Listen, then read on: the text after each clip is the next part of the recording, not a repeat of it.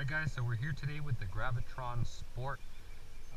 This unit here is pretty much, it's a non-FPV unit. It's pretty much just designed and made for, the guys out there that want to have fun. There's a lot of guys out there that don't want the FPV, they don't like the goggles, they don't like the monitor, they just like, the fact that you can fly something, you're in control, and they just want to have fun with it. So we have come out here with the Gravitron Sport.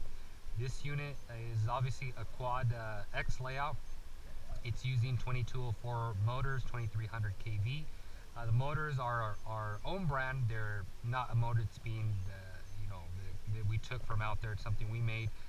We made it around the Sunny Sky motor, so it's very similar to power, the weight of it, and so on.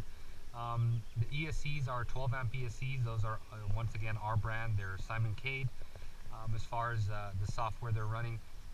The really nice thing about this setup here, it's 3-cell and 4-cell LiPo compatible. So for you guys out there, that maybe you've flown a quad or maybe you fly a lot of quads, but you just don't like a lot of power. Well, for you, I'd really recommend the 3-cell version. For the guys out there that really want, crazy powerhouse, just a little unit that's just an absolute powerhouse, I'd really recommend the 4-cell setup as we have here today. Nothing says you can't get the 4-cell and fly it, really smooth. You can do that. Obviously you don't need to give it full power. The unit is capable of swinging 5.3s, 5.4s, 6.3, 6.4 props, as well as 3-blade.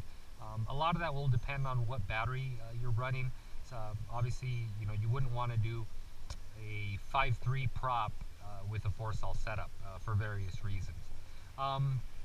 But today we are swinging a 6.3 prop. A really nice thing I really want to show you guys on this unit is the arms. The arms on this unit are 6mm arms. So really, you're probably gonna have a blast trying to break that. They're really hard to break. When we designed this unit, we could have very well just put a bunch of carbon fiber plates together and called it, oh well, here's a new frame. But no, we actually saw the stress points on the unit. We worked around it. We distributed those stress points so we didn't have to make the frame too heavy. Since we do use some high grade carbon fiber, it's not as heavy as you might think. So what I'm going to do here right now is show you guys a test flight of the unit. So let me set her down over there. I'm going to arm the motors.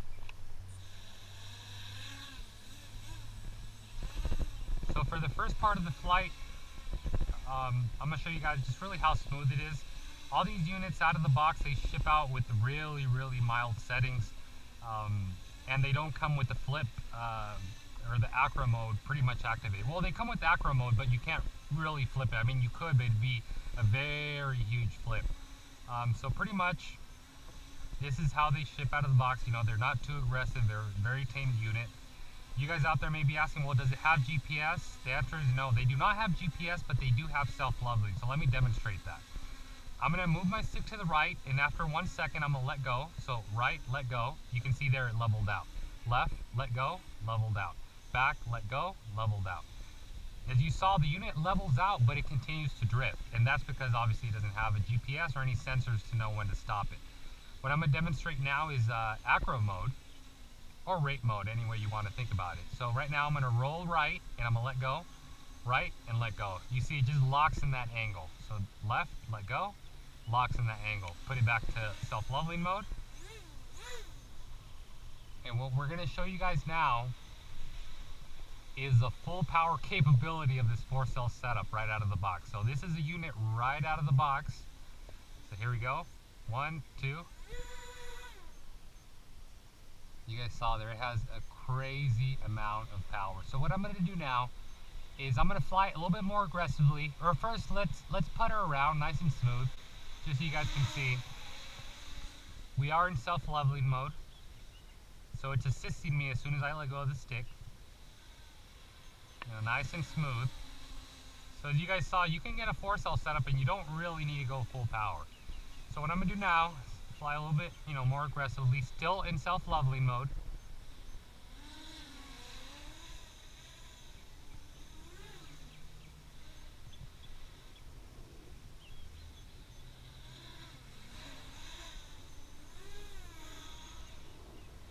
You guys can see it's a very agile setup as far as the power to weight. It doesn't fly heavy at all. I'm going to flip it into rate mode right now. Fly her around like that. And you guys can see in rate mode, it locks very nicely on the angle. It's not bad at all. So I think we all really want to see the flips on this unit. There we go. That was a roll. There we go. And as you get better, you can do it a lot lower. You guys can see there.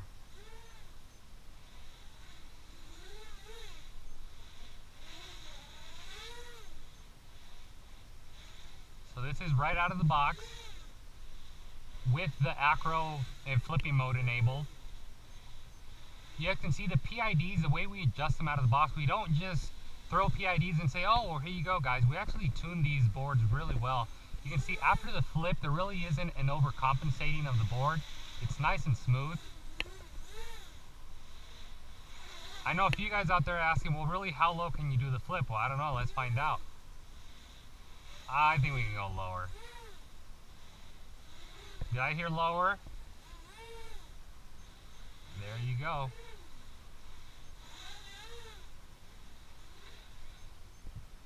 At the end of this flight demonstration, we are going to do a durability test, so get ready for that. I don't have any spare props on me, so I saved it for the last because, you know, the only thing we don't design out of the props, we use gem fans out there on the market or HQ props or whatever the case is, so we couldn't really design an indestructible prop. We don't have the machining to do that.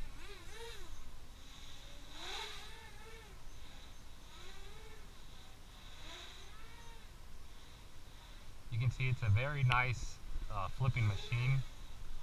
Doesn't overcompensate. It's a nice smooth flip. Nothing too crazy. Being an X setup, the unit does flip on all axes pretty equally, making it really easy to flip.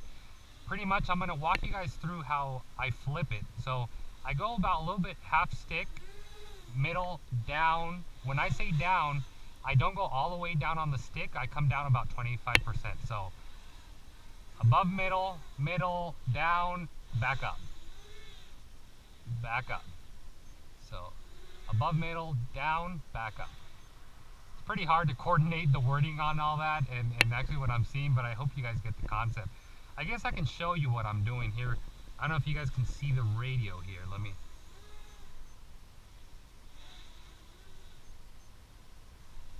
So I hope my GoPro was able to catch that. So what we're going to do now is a durability test. And let's just drop her.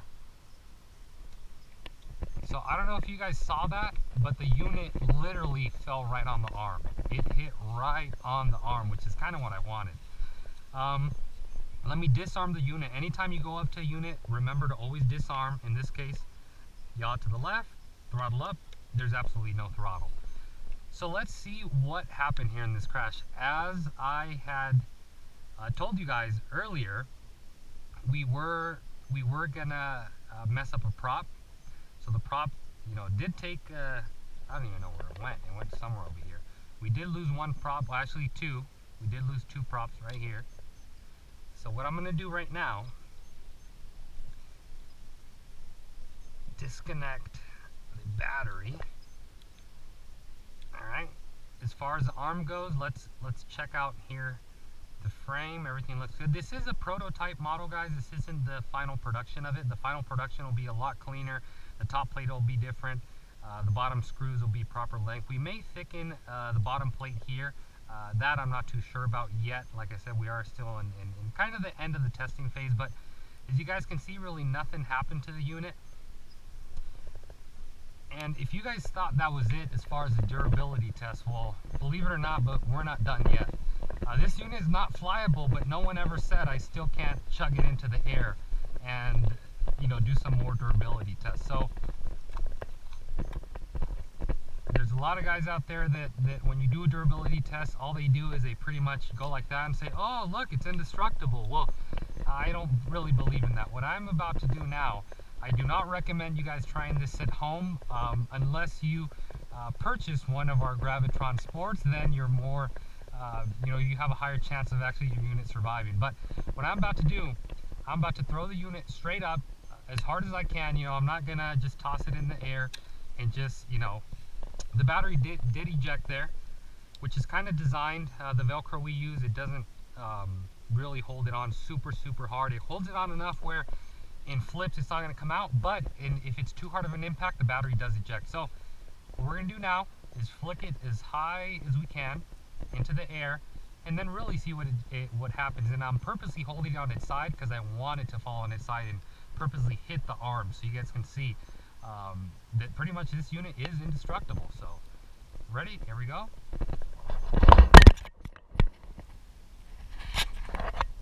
Alright, so if you guys saw that, what actually happened is my hat actually came off. I don't know if you guys noticed, but I really tried to chuck that thing straight up into the air.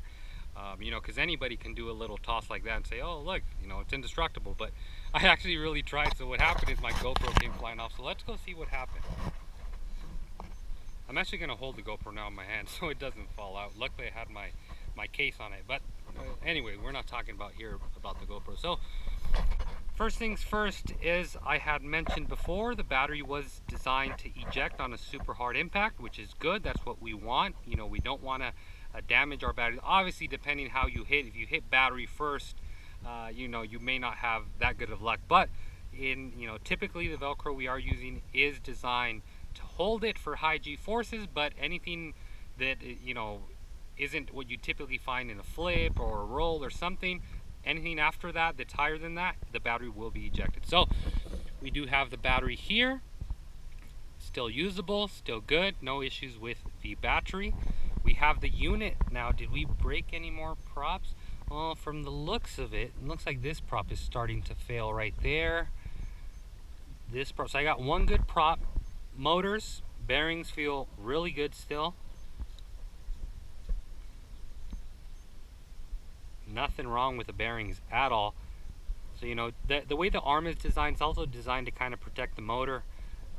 No issues with, let me see, bearings feel really butter smooth, really nice there. The unit is still, I don't know if you guys can see there, but the unit is still in one piece. It's not broken. And like I said, I didn't I didn't do a toss. I actually threw it straight up into the air. And I really hope you guys enjoyed this video. Expect more videos like this here soon to come, because I really want to show you guys how durable these units are, and really would like for everyone to be able to own a Gravitron Sport, because it's a unit that you can throw batteries. The only thing you have to worry about on this unit is charging your batteries and having spare props. That's it. No more having to worry about frames, arms. The last thing we want to do is be at a field.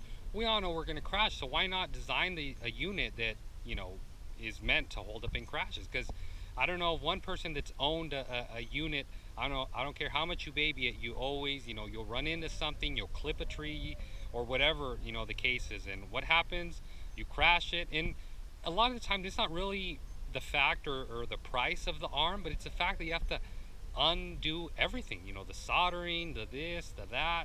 It's really complicated. So we believe it's a lot easier to change 2 or 3 props in this case instead of changing a whole arm.